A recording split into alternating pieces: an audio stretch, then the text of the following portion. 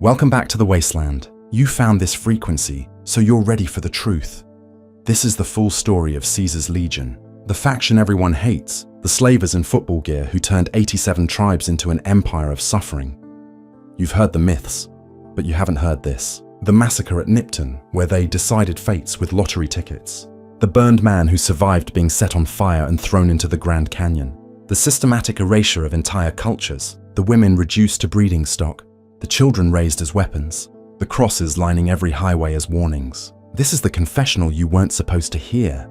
The truth about how one educated man named Edward Sallow read books about ancient Rome and decided to become Caesar, building a slave army that would threaten the entire Mojave. This is about what happens when someone smart and ruthless decides the ends justify any means, when cruelty becomes policy, when atrocity becomes routine.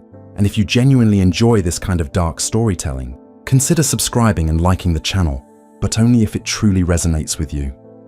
I need to tell you something before it's too late. Before the crosses come for me too. Before they drag me to the center of whatever town they decide deserves their attention next. My name doesn't matter anymore. Names stop mattering the moment you see what I've seen.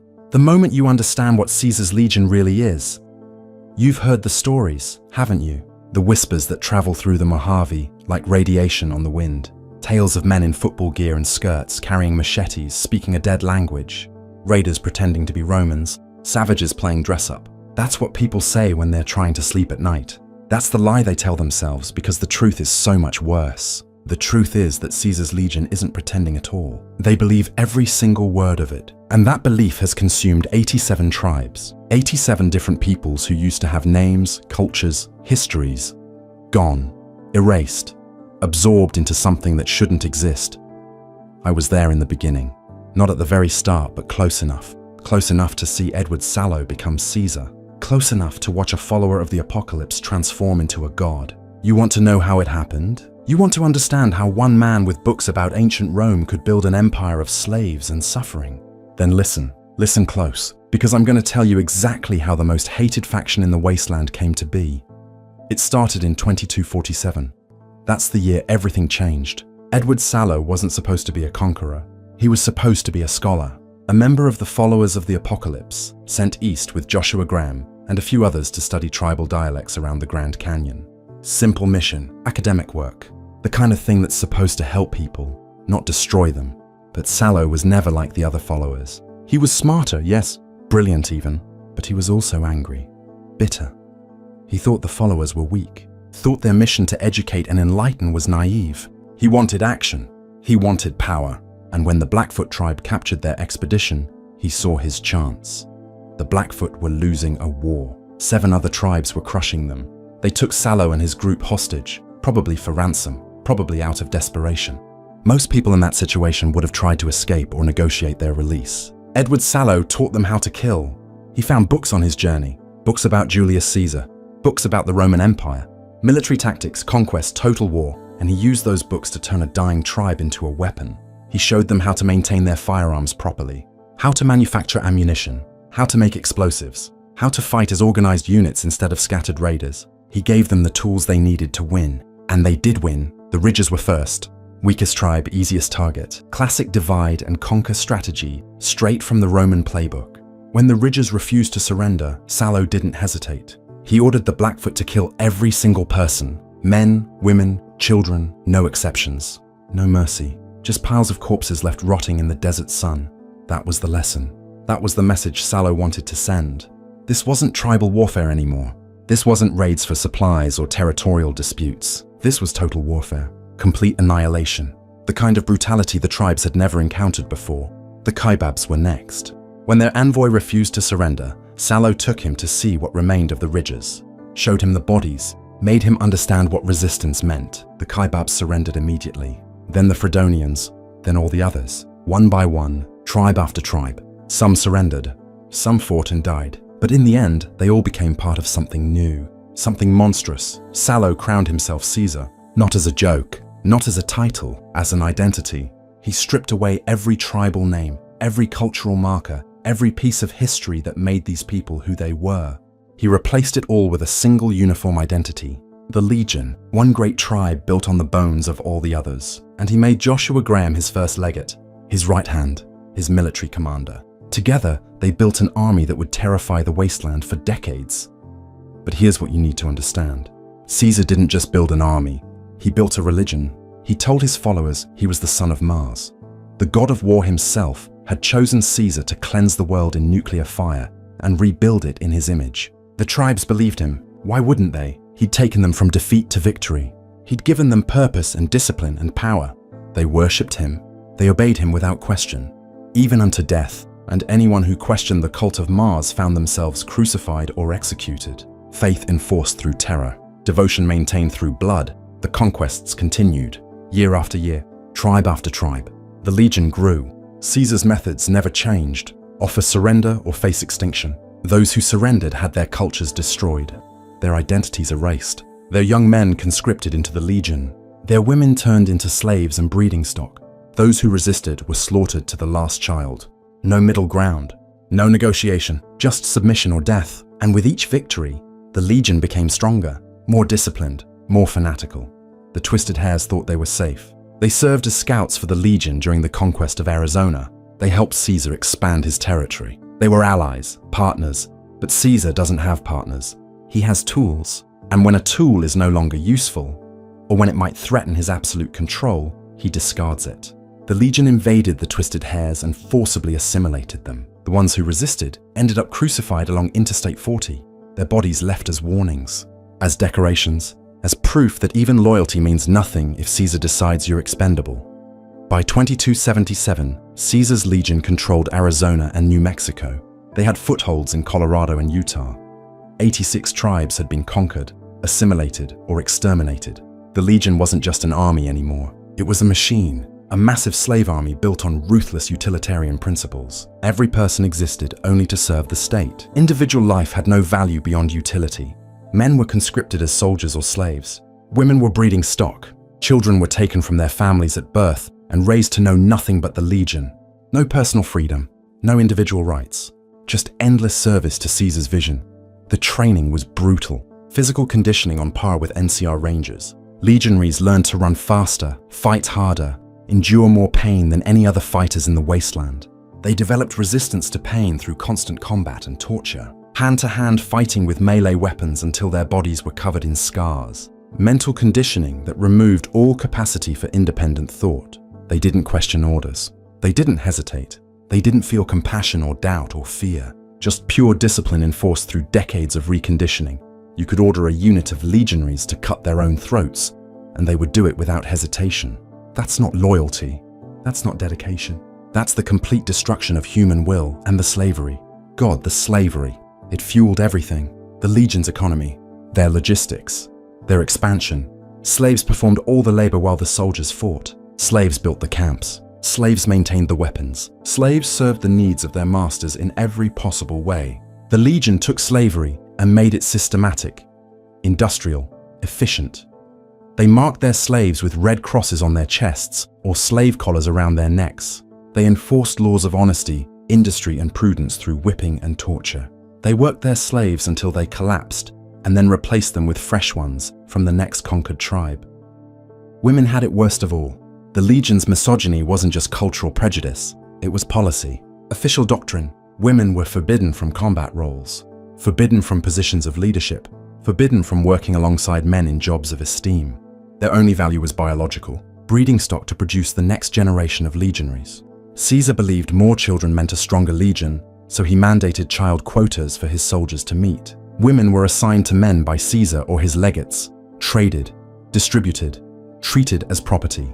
Even female members of conquered tribes who might have been warriors or leaders in their old lives were reduced to breeding slaves in the legion. The cruelty was the point. The degradation was intentional. It all served Caesar's vision of a totalitarian empire where only he had value and everyone else was disposable. But Caesar wanted more than just Arizona and New Mexico. He needed his Carthage and his Rome. He needed a grand adversary worthy of his military genius. He needed a capital worthy of a Caesar. And he found both in the Mojave. The new California Republic became his Carthage, a democracy he could wage war against, proving the superiority of his autocratic dictatorship. And New Vegas, powered by Hoover Dam, became his Rome, the city he would conquer and transform into the heart of his empire. Finally, he told his followers, the Legion would stop being a nomadic army and become a standing military force, a true empire. Not just conquerors, but rulers. Not just destroyers, but builders. At least that was the plan. What do you think really happened here? Drop your thoughts in the comments. I'd like to know if I'm the only one who feels this way. The first Battle of Hoover Dam came in 2277. Joshua Graham led the Legion's forces across the Colorado River. Caesar's Malpais legate, the burned man, the greatest military commander the Legion had ever produced. He was supposed to crush the NCR, supposed to take the dam and open the path to Vegas, supposed to cement Caesar's place in history as a conqueror equal to the ancient Romans he worshipped. But Chief Hanlon and General Oliver had other plans. They let the Legion advance. Let them think they were winning. Let them push deep into NCR territory around Boulder City. And then they detonated the explosives they'd packed into every building. The structures became giant fragmentation bombs, killed and maimed most of the legionaries, left the survivors in shock. The NCR counterattacked and the Legion broke, fled back across the Colorado. Their worst defeat in Legion history, the invincible army had been stopped cold. Caesar's response was immediate and brutal. Failure would not be tolerated. Not even from his most trusted commander. Not even from his first legate. Not even from the man who'd been with him since the beginning. Joshua Graham was brought before Caesar in shame. The Legion gathered to watch, to learn, to understand what happens when you disappoint the son of Mars. The Praetorian Guard covered Graham in pitch, set him on fire, and threw him into the Grand Canyon. That should have been the end of Joshua Graham. No one survives a fall like that. No one survives being burned alive and then thrown thousands of feet down into a canyon. But Joshua Graham wasn't like other men. He woke up the next day, burned, broken, skin charred and twisted, but alive. He crawled out of the northern edge of the Grand Canyon and began walking home to New Canaan. 3 months, 400 miles. Every day changing his bandages and feeling like he was being burned alive all over again. Every day the pain threatening to kill him. But he kept going. And when he finally reached New Canaan, his people welcomed him like a prodigal son. 30 years of separation and atrocity didn't matter. He was home. But the legend of the burned man didn't die in that canyon. It spread. Legionaries whispered about the man who survived Caesar's judgment. Tribes told stories about the Malpais legate who refused to stay dead. Caesar forbade anyone from speaking Graham's name, which only made the myth stronger. The burned man became something more than human in the minds of the Wasteland. A ghost, a warning, proof that even Caesar's power had limits.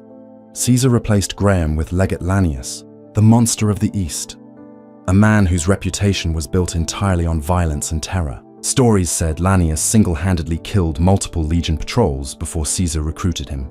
That he led his tribe, the Hydebarks, the 67th tribe conquered by the Legion, with such ferocity that even Caesar took notice. 14 tribes laid down their arms at his feet. 5 more were rendered extinct by his campaigns. When you saw Lanius on the battlefield, the stories claimed your doom arrived with him. But here's the thing about Lanius. Nobody knows if the stories are true. If you kill him and take his helmet, there's not a single scar on his face. Not one mark from all those supposed battles. Did Caesar invent the legend? Did he create a boogeyman to replace the burned man? Or was Lanius really that dangerous? It doesn't matter. The Legion believed the stories, and belief is all Caesar ever needed. By 2281, 4 years after the disaster at Hoover Dam, the Legion had rebuilt. 87 tribes now, one more than before the defeat. Caesar never stopped expanding, never stopped conquering, never stopped erasing cultures and identities in his march toward Vegas. The Legion controlled massive territory east of the Colorado River, the entire states of Arizona and New Mexico, parts of Colorado and Utah. Cities existed in Legion territory, though nothing compared to New Vegas. Caesar had built something that shouldn't exist in the Wasteland. An actual empire, harsh, brutal, totalitarian, but functional. And that functionality came at a price measured in crucifixions and slavery and the complete destruction of human freedom. The second push for Hoover Dam was different, more careful, more strategic. Caesar learned from his failure. He wouldn't just throw his legion at the dam and hope for victory through superior numbers and discipline. This time he would plan. This time he would eliminate every variable. This time he would use subterfuge and assassination and terror to weaken the NCR before the final battle. He had a list. A long list. Mr. House needed to die. President Kimball needed to die. The Brotherhood of Steel needed to be destroyed. The boomers needed to be neutralized or allied. The great khans needed to be recruited. The white glove society needed to be compromised. Every piece carefully moved into position. Every threat eliminated before the legion crossed the river again. But there was a problem. A brain tumor. Caesar, the son of Mars, the god emperor of the legion, was dying. Slowly, painfully. The headaches were getting worse. His ability to command day-to-day operations was slipping. He needed treatment, real medical care. But the legion forbade advanced medicine, viewed it as weakness, viewed painkillers and surgical intervention as signs of degeneracy. The same philosophy that made legionaries tough also meant their leader was suffering from a treatable condition with no way to treat it. The irony was lost on Caesar. He just kept planning, kept scheming, kept believing he could will himself to victory through pure force of personality. But you can't intimidate a tumor. You can't crucify a brain hemorrhage. Death doesn't care about your philosophy or your empire or your dreams of being the next Julius Caesar. The Mojave campaign showed everyone what the legion was really capable of. Not just in battle, but in terror, in making examples, in sending messages written in blood and fire. Camp Searchlight was irradiated by legion sabotage. The entire base turned into a radioactive hellhole filled with feral ghouls.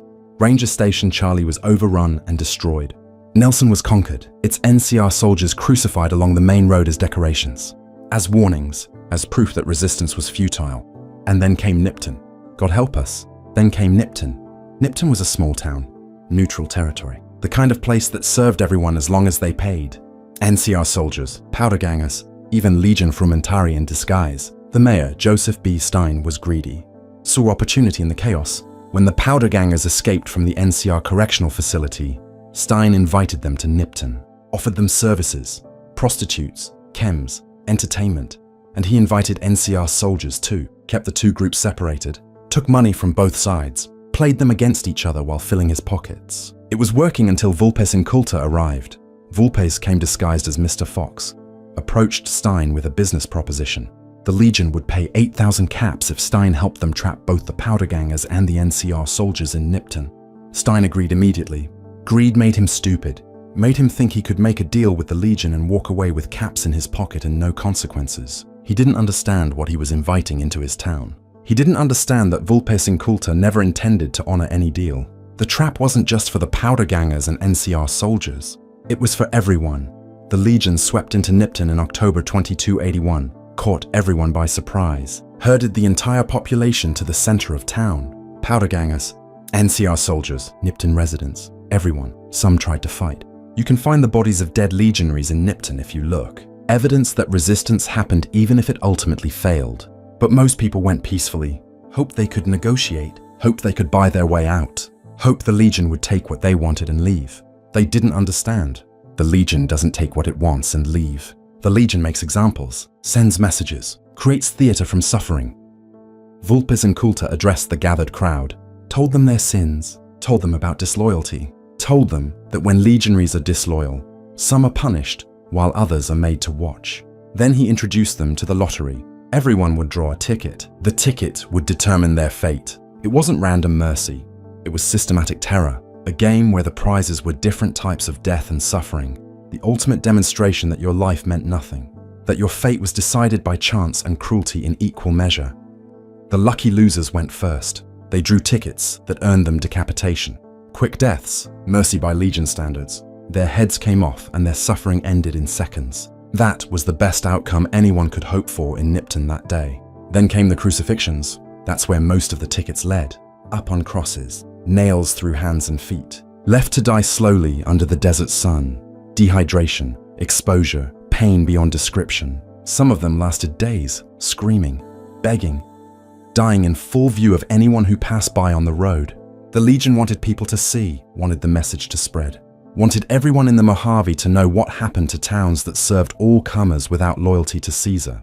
Mayor Stein got special treatment. When his ticket was drawn, the Legion didn't just kill him. They burned him alive on a pile of tires, made him scream, made him suffer for his greed, made everyone watch what happens when you think you can profit from playing both sides. The smoke from his pyre rose black and thick into the sky, visible for miles, a beacon of cruelty, a monument to Legion justice.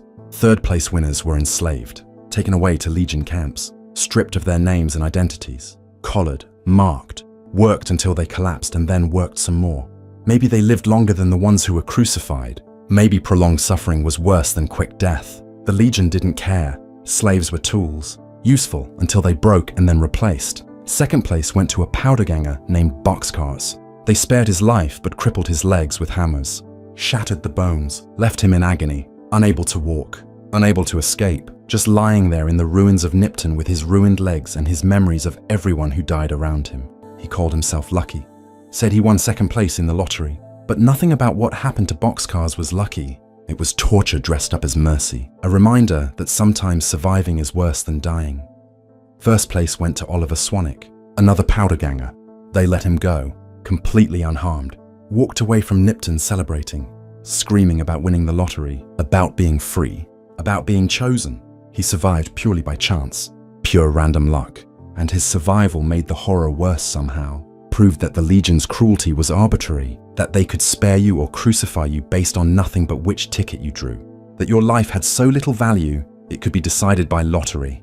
Swanwick ran through the wasteland shouting about his victory, while behind him Nipton burned and the crucified screamed and died.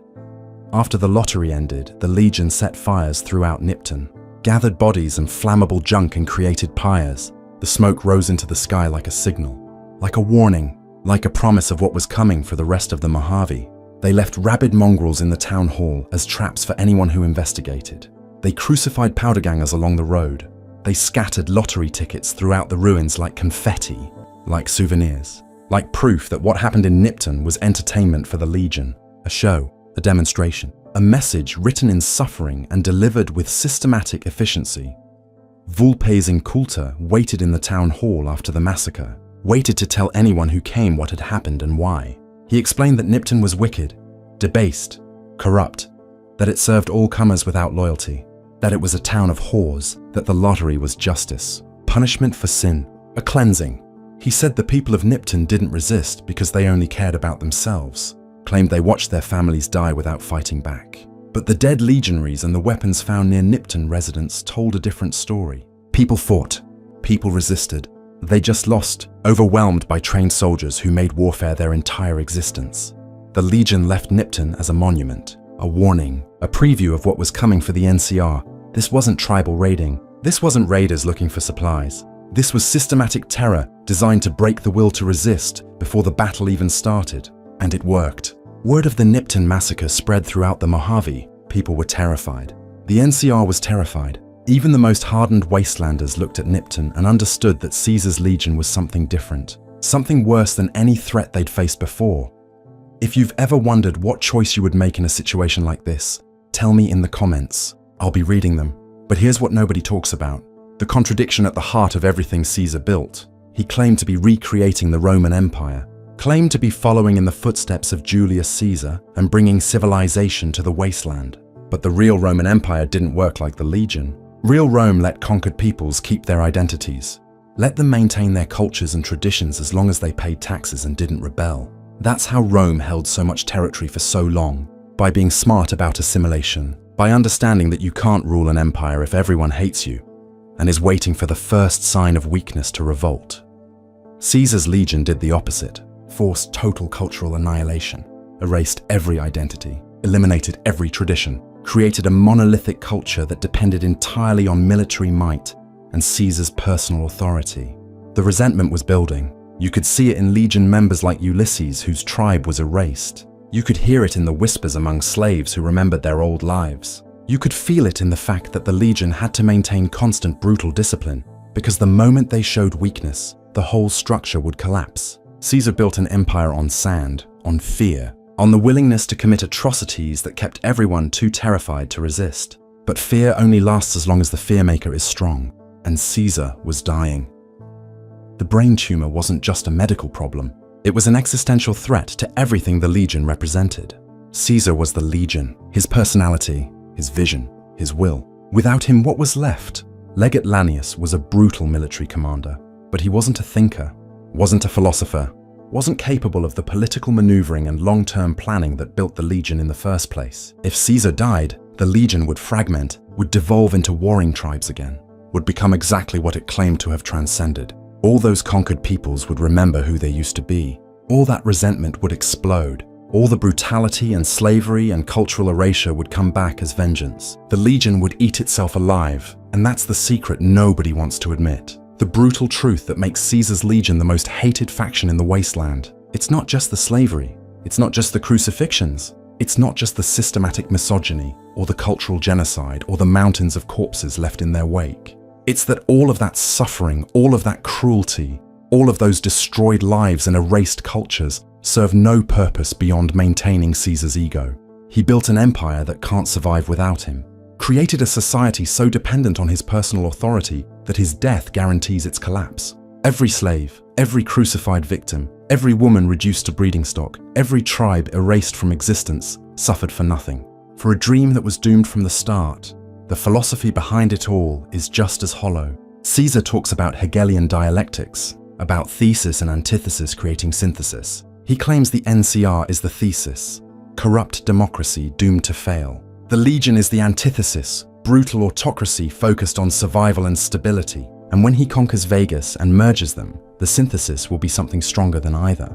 A new society that combines NCR's infrastructure and civilian institutions with the Legion's military strength and discipline. A totalitarian nationalist empire that will bring true civilization to the Wasteland. Pax Romana for the post-apocalyptic world, but it's nonsense. Intellectual window dressing on simple conquest. Caesar read philosophy books as a follower and used them to justify what he was always going to do anyway. Take power, build an army, conquer everyone who opposed him. The dialectic is just the excuse, just the story he tells himself and his officers to make it sound like there's a grand plan instead of just endless violence in service of his ambition. And even if his synthesis theory was sound, it requires him to be alive and in control to implement it.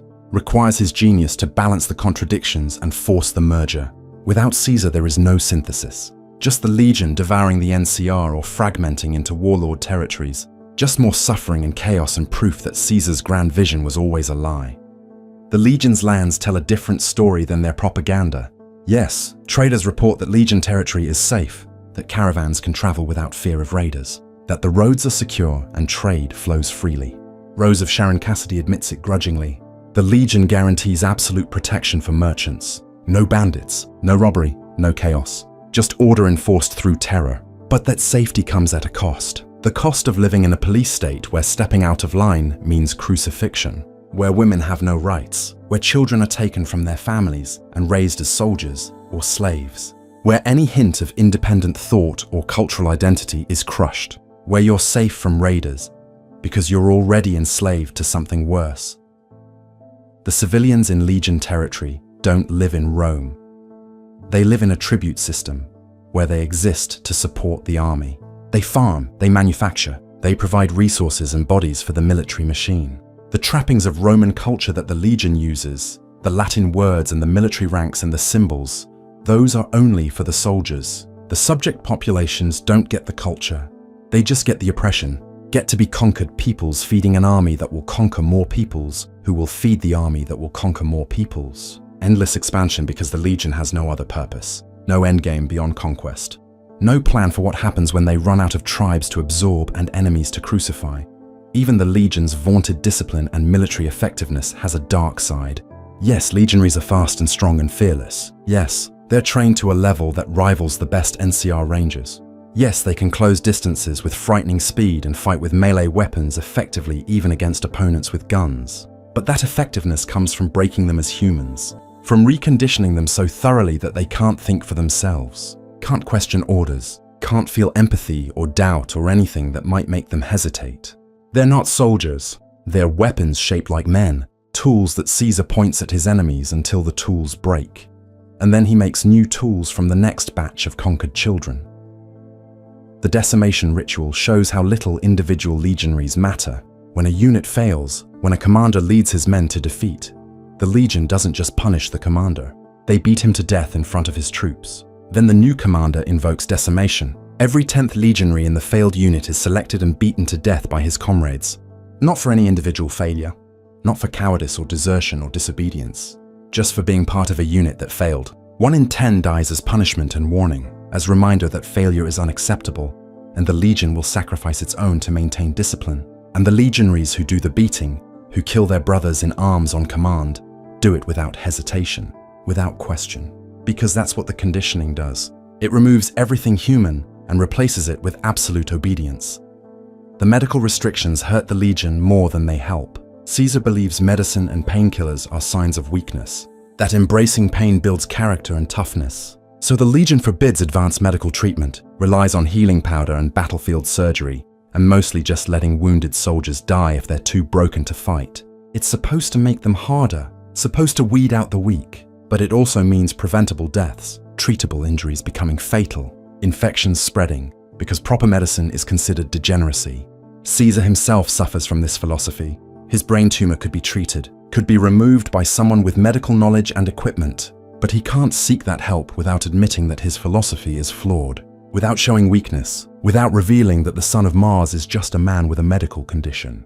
So he suffers, and plans, and hopes he lives long enough to see Vegas fall. The hypocrisy extends further. Caesar uses technology when it suits him. The legion employs guns and explosives and radios. They use whatever weapons they capture or manufacture, but they present themselves as rejecting the corruption of the old world, as building something pure and new, as transcending the failures of pre-war civilization. Yet their entire structure depends on Caesar's education, on books he read as a follower, on knowledge preserved from before the bombs fell, on philosophical concepts and historical examples from the very civilization he claims to have moved beyond. Caesar is a fraud, an educated man pretending to be a prophet, using the ignorance of his followers to maintain his god-emperor status. And his greatest fear, greater even than military defeat, is being exposed. Having someone reveal to the legion that Caesar is really Edward Sallow, that the son of Mars is the son of a raider victim, that the culture he claims Mars dictated to him came from dusty books about ancient Rome. Most legionaries don't know the truth, don't know that Caesar invented their culture, don't know about the followers of the apocalypse or Edward Sallow, or how a scholar became a warlord. They believe the mythology, believe Caesar is divine, believe Mars chose him and gave him the knowledge to conquer the Wasteland and build a new civilization. The higher-ranking officers know some of the truth, know Caesar is human, know the culture is borrowed, but they keep the secret because the myth is useful, because faith makes legionaries fight harder, makes them die willingly, makes them commit atrocities without hesitation. The legion runs on lies and blood in equal measure. Joshua Graham knew all the secrets, was there from the beginning, helped build the legion from a captured follower expedition and one desperate tribe, translated for Caesar, trained the first legionaries, became the Malpais legate and led the conquest of Arizona. And that's why Caesar wanted him dead even after the burning, even after the fall into the Grand Canyon, even after forbidding anyone to speak his name, because Graham was a loose end, a witness, someone who could expose Edward Sallow as a fraud, someone who could tell the legion that their god-emperor was just a man who read books and got lucky. Caesar sent Frumentari to hunt Graham, sent the Whitelegs to destroy New Canaan, ordered his former friend and co-founder killed because the truth Graham carried was more dangerous than any NCR army. But Graham survived. Against all odds, against every assassination attempt. Rangers and snipers reported killing him 5 times before the first battle of Hoover Dam. 5 confirmed kills and Graham kept showing up alive elsewhere. Maybe he used doubles. Maybe he was just that hard to kill. After the burning, after crawling out of the Grand Canyon and walking 400 miles with ruined flesh, Graham became something beyond human in the minds of the Wasteland. The burned man, a legend, a ghost, a warning that Caesar's power had limits. That execution by the son of Mars wasn't final. That rebellion was possible. If this story has kept you listening this far, and you want more of these dark confessions from the Wasteland, hit that subscribe button. It tells me someone out there is still paying attention to warnings like these. The Whitelegs failed to kill Graham, failed to eradicate New Canaan completely, scattered the survivors into Zion Canyon, where Graham rallied the Dead Horses tribe as their war chief, where he fought to protect what remained of his people, where he tried to atone for 30 years of atrocities committed in Caesar's name. The legend of the burned man only grew, became more powerful, became a symbol that even the legion's most loyal commanders could fall and rise again, could reject Caesar and survive, could fight back. That's what Caesar fears most. Not the NCR, not the Brotherhood of Steel, not House or the Boomers or any external threat. He fears his own creation turning against him, fears the legionaries learning the truth and abandoning the faith, fears the slaves rising up, fears the conquered tribes remembering who they were and taking vengeance for what was done to them. The entire legion is a house of cards held together by Caesar's will and the myth of his divinity. Pull out either support and everything collapses, and Caesar knows it. Knows that his empire is fragile despite its appearance of strength. Knows that every crucifixion and every decimation and every brutal display of power is necessary because the moment he shows weakness, the moment the faith cracks, everything ends. The legion's conquest of 87 tribes wasn't glorious. Wasn't civilization defeating chaos, it was systematic cultural genocide. 87 different peoples who had languages and traditions and histories and identities. Gone, erased, forgotten except as numbers in Caesar's tally of victories. The twisted hairs, the Hydebarks, the Kaibabs, the Ridges, dozens more whose names nobody remembers because the legion made sure they couldn't be remembered. Made sure that being absorbed into the legion meant ceasing to exist as anything other than bodies in red skirts carrying machetes and speaking broken Latin. And for what? What did all that destruction accomplish? Caesar talks about stability and order and long-term survival, but legion territory isn't stable. It's pacified through fear. The order is maintained through constant vigilance and brutal punishment. The survival depends entirely on military strength and the willingness to commit any atrocity to maintain control. The moment the legion weakens, the moment they lose battles or Caesar dies or the military machine falters, everything they built falls apart. The subject peoples revolt, the slaves escape. The legionaries fragment into warlords fighting over the ruins. All the death and slavery and suffering was for nothing. Was for Caesar's ego and his dream of being remembered as a great conqueror. Was for one man's ambition dressed up as philosophy and justified with lies about bringing civilization to the wasteland. The women suffer most and longest. The legion's treatment of women isn't just cruel. It's systematic dehumanization enforced as policy. Women can't fight, can't lead, can't work in positions of respect. They exist to breed, to produce children, to serve as property distributed by Caesar or his legates to reward loyal soldiers. Premenopausal women are breeding stock. Postmenopausal women, and those too weak for childbearing, are laborers. Slaves for tasks deemed too degrading even for male slaves. The legion views this as natural, as proper order, as the way things should be, because women are weaker and their only real value is biological. The misogyny runs so deep that even asking about it gets you explanations about how child quotas strengthen the legion, about how more births mean more soldiers in 20 years, about how women should be grateful for the protection of legion territory, even as that protection comes from enslaving them.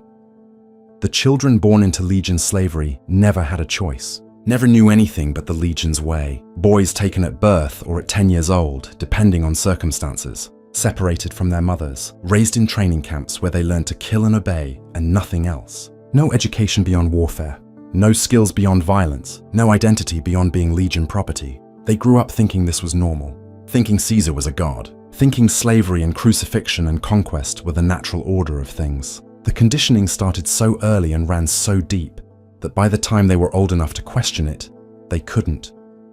The capacity for independent thought had been beaten out of them, replaced with doctrine and discipline and absolute faith in Caesar's vision. The girls had it different, but no better. Raised by slave mothers to be slave wives, taught that their value was in childbearing and service, that questioning male authority was sin, that their bodies belonged to whoever Caesar assigned them to. Generation after generation of women raised to accept their own subjugation, raised to teach the next generation to accept it too. The legion didn't just enslave women, it tried to make slavery hereditary, tried to create a permanent underclass that would reproduce itself without resistance, because resistance had been bred out over generations. It was slavery as a self-perpetuating system, slavery as culture, slavery as the only reality children knew. And here's the thing that keeps me up at night, the thing that made me finally decide to leave this testimony. The legion was winning, not militarily, not yet, but ideologically. They'd convinced themselves that what they were doing was right, was necessary, was the only way to bring order to chaos. Caesar's officers believed in the mission, believed that individual suffering didn't matter compared to collective survival, believed that democracy was weakness and autocracy was strength, believed that the wasteland needed a strong hand to unite it, even if that hand was drenched in blood. They'd taken Caesar's lies and made them truth through sheer repetition and violence, made atrocity into policy, made cruelty into virtue. The merchants who traded with the legion convinced themselves it was different, that the safety of legion roads justified the horror, that you could do business with slavers and crucifiers and still maintain your humanity, that their caps weren't covered in blood because they didn't personally nail anyone to crosses. They pretended not to see the slaves, pretended the women weren't property, pretended the crosses lining the highways were just part of the landscape, just the cost of doing business in Caesar's territory. And by pretending, by treating the legion as legitimate, they made it legitimate, made it normal, made it acceptable. Some wastelanders looked at the legion and saw strength where they should have seen brittleness, saw order where they should have seen oppression, saw civilization where they should have seen systematic dehumanization. They compared legion territory to raider-infested areas and decided the legion was better, safer, more stable. They ignored that the safety came from enslaving everyone, that the stability came from crushing all dissent, that the order came from removing every shred of human freedom. They saw the surface and missed the rot underneath, missed that building peace on slavery and terror isn't building peace at all. It's building a powder keg that will eventually explode. The NCR wasn't perfect, not by a long shot. Corrupt politicians, inefficient bureaucracy, troops spread too thin, supply lines stretched to breaking. But at least the NCR tried to build something real, tried to create a society where people had rights, where democracy, however flawed, gave citizens a voice, where the government was supposed to serve the people instead of the people serving the state. The NCR had problems that could be fixed without burning everything down. The Legion had problems baked into its foundation, had problems that were features, not bugs, had problems that couldn't be fixed because Caesar designed them into the system deliberately. That's the fundamental difference. The NCR failed to live up to its ideals sometimes. The Legion succeeded in living up to its ideals, and those ideals were monstrous. The NCR's corruption was politicians taking bribes and supply officers skimming resources. The Legion's purity was ordering children killed and women enslaved and entire cultures erased. The NCR's inefficiency meant some people didn't get help they needed. The Legion's efficiency meant atrocities were committed on schedule and with perfect organization. I'll take flawed democracy over functional tyranny every single time. Caesar's brain tumor was justice in a way, poetic justice. The man who forbade medicine dying from a treatable medical condition. The God Emperor reduced to a suffering mortal by biology he couldn't intimidate, or conquer, or crucify. His grand plans threatened by something microscopic growing in his skull. All his philosophy, and all his legions, and all his territory couldn't save him from his own body, betraying him. And he knew it. Knew he might die before conquering Vegas. Knew his legacy might be nothing but 87 erased tribes in a slave army that would fragment without his leadership. Knew that everything he built might collapse into nothing within years of his death. That's what makes Caesar's Legion the most hated faction. Not just what they did, but what they represented. The triumph of cruelty over compassion. The victory of the strong over everyone else. The idea that suffering is justified if it serves the state. The belief that individuals are disposable and only the collective matters, with one man defining what the collective needs. They represented the worst impulses of humanity dressed up as civilization. Violence presented as order, slavery marketed as stability, genocide sold as unification, and enough people believed it, or pretended to believe it, or convinced themselves it didn't matter as long as the roads were safe, that the Legion grew and prospered, and threatened to consume the entire wasteland. I've seen what the Legion does to people, not just the obvious victims, the ones who end up on crosses or in chains. I've seen what it does to the legionaries themselves. Boys turned into weapons, men turned into fanatics, human beings reduced to tools that wear out and get replaced. They don't smile, don't laugh, don't have friends or hobbies or dreams beyond serving Caesar. They exist in a state of constant discipline and training and readiness for battle. And when they die, and they all die eventually because that's what Caesar made them for, they die believing they served Mars, die thinking their death had meaning, die as slaves convinced they were free because Caesar told them their slavery was purpose. The officers aren't much better.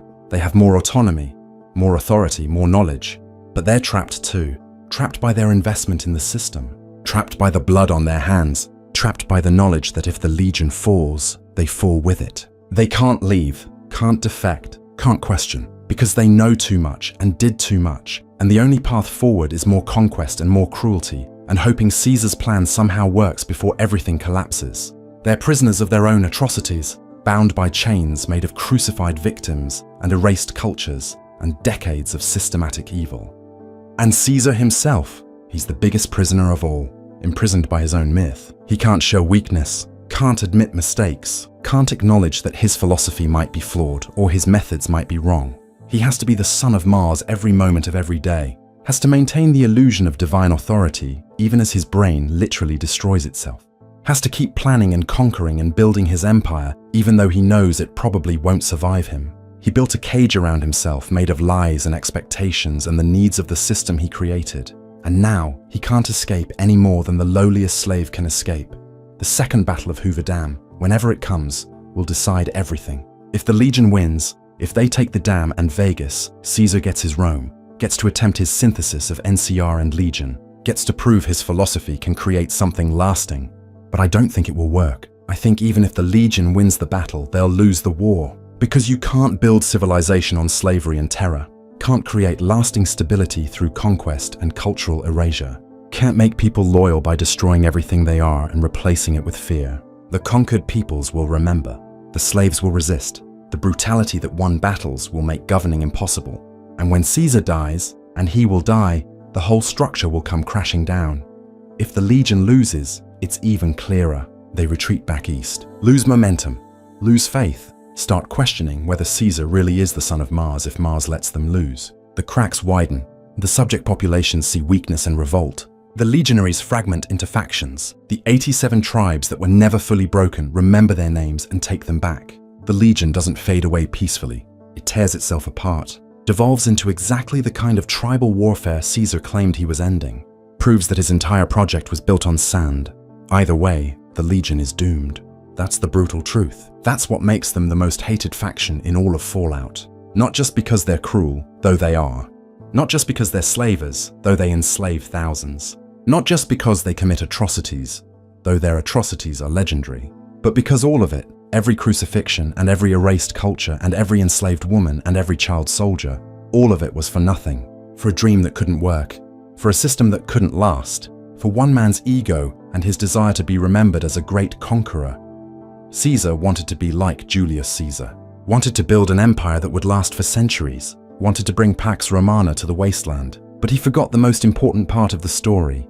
Julius Caesar was assassinated, stabbed to death by his own senators because autocracy breeds resentment and absolute power, makes everyone around you a potential threat.